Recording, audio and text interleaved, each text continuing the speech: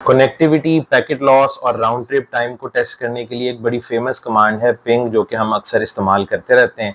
लेकिन कभी आपने ये सोचा अगर हमें सैकड़ों हजारों आईपी एड्रेसेस को पिंग करना पड़ जाए तो हम कैसे करेंगे? फॉर एग्जांपल, जब हम स्मॉल, मीडियम या लार्ज साइज नेटवर्क में राउटिंग करवाते हैं तो राउटिंग टेबल में बहुत सारे नेटवर्क प्रीफिक्सेस आ जाते हैं और हर प्रीफिक्स के अंदर बहुत सारे आईपी एड्रेसेस हो सकते हैं।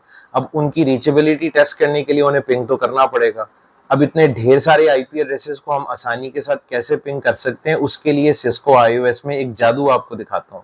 तो चलें स्क्रीन पे चलते हैं और देखते हैं। एक बेसिक सी टोपोलॉजी इस वक्त आपके सामने है जिसमें 4 राउटर्स हैं और 16 आईपी एड्रेसेस हैं। अब मैं हर राउटर से 16-16 आईपी एड्रेसेस को अगर एक-एक करके पिंग करना शुरू कर दूंगा तो ये बड़ा मुश्किल हो जाएगा। लेकिन मैं आपको अब जो जादू दिखाने लगा हूँ वो कुछ ऐसे है। तो राउटर 1 पे जो मैं कमांड देने लगा हूँ वो कमांड ही जादू है। आप जरा देखिएगा, मैं यहाँ पे टाइप कर रहा हूँ जादू और इसको एंटर करते हैं। अब ये एक-एक करके मेरे सारे आईपी एड्रेसेस पिंग हो रहे हैं, मुझे रीचेबिलिटी नजर आ रही है, मुझे पैकेट लॉस अगर होगा तो वो भी दिखेगा, राउंड ट्रिप टाइम मुझे सबका नजर आ रहा है, मिनिमम, एवरेज और मैक्सिमम कितना है।